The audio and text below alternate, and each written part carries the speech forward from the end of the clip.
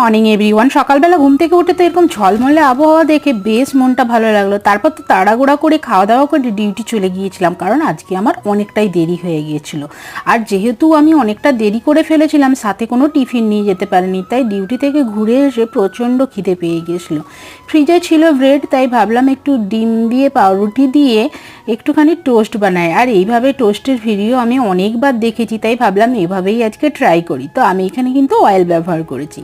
খাওয়া দাওয়া কমপ্লিটের পর ইচ্ছে ছিল একটু শপিংয়ে যাওয়ার, কিন্তু প্রচণ্ড মেঘ ধরেছে আকাশে, তাই আর ভিজতে ইচ্ছে করলো না। তাই সারা বিকেল গাছের যত্ন করে আর নিচে বাচ্চাদের খেলা দেখেই কাটিয়ে দিলাম।